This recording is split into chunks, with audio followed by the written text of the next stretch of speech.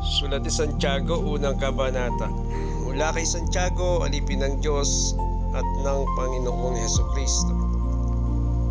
Ipinapabot ko ang aking pagbati sa 12 liping hinirang ng Diyos na nasa iba't ibang bansa. Mga kapatid, mag-alala kayo kapag kayo dumaranas ng iba't ibang uri ng pagsubok.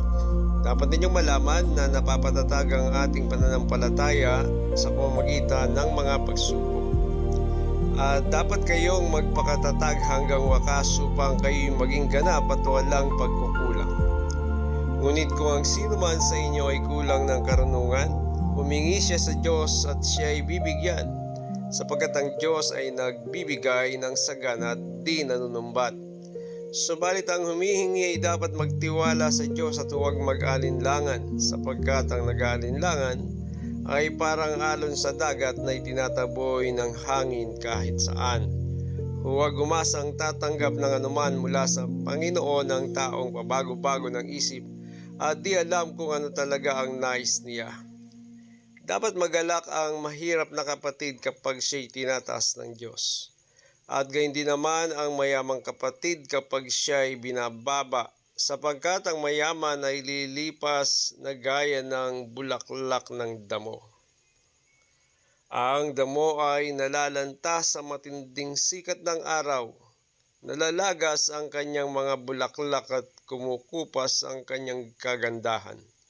Gayon din naman ang mayaman ay mamamatay sa gitna ng kanyang mga kabalahan. Mapalad ang taong nananatiling tapat sa kabila ng mga pagsubok, sapagkat matapos siyang subukin, tatanggap siya ng gantimpala ng buhay na ipinangako ng Panginoon sa mga umiibig sa Kanya. Huwag sabihin ni inuman na tinutukso siya ng Diyos kapag siya'y dumaranas ng pagsubok, sapagkat ang Diyos ay hindi maaring matukso at hindi rin naman niya tinutukso ang kahit sino. Natutokso ang tao kapag siya'y naaakit at nagpapatangay sa kanyang sariling nasa. Kapag ang nasa ay tumubo at nagugat sa kanyang puso, magbubunga ito ng pagkakasala. Kapag ang kasalanan ay lumala, ito'y hahantong sa kamatayan. Huwag kayong padaya, mga kapatid kong minamahal. Ang lahat ng mabuti at ganap na kaloob ay buhat sa Diyos, mula sa Ama na lumikha ng mga tanglaw sa kalangitan.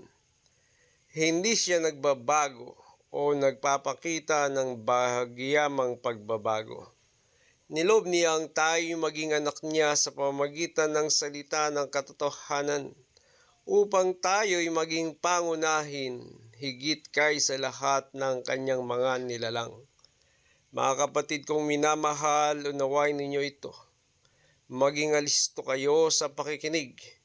Dahan-dahan sa pagsasalita at huwag agad magagalit. Dahil ang galit ay hindi nakakatulong upang ang tao'y maging kalugod-lugod sa paningin ng Diyos. Kaya talikuran na ninyo ang inyong maruruming gawa at alisin ang masamang asal. Mapagkumbabang tanggapin ninyong taimtim sa inyong puso ang salita ng Diyos, sapagkat ang salitang ito ang makakapagligtas sa inyo. Mamuhay kayo ayon sa salita ng Diyos.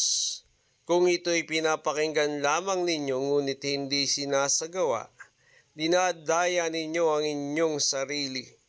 Sapagkat ang nakikinig ng salita ngunit hindi sumusunod dito ay katulad ng isang taong tumingin sa salamin at pagkatapos tingnang mabuti ang sarili ay umalis at kinakalimutan ang kanyang hitsura. Ang taong nagsasaliksik at nagpapatuloy sa pagsunod sa kautosang ganap na nagpapalaya sa tao ang pagpapalay ng Diyos sa lahat ng kanyang gagawin o gawain. Siya ang taong gumagawa at hindi nakikinig lamang at pagkatapos ay nakakalimot. Kung inakala ni inuman na siya'y reliyoso, Ngunit hindi naman siya marunong magpigil ng dila. Dinadaya lamang niya ang kanyang sarili. Walang kabuluhan ang kanyang pagiging reliyoso. Ang pagiging reliyoso na dalisay at walang dungis sa harap ng ating Diyos at Ama ay ang pagtulong sa mga ulila at sa mga byuda sa kanilang kahirapan at pag-iingat sa sarili upang huwag mahawa sa kasamaan ng mundong ito.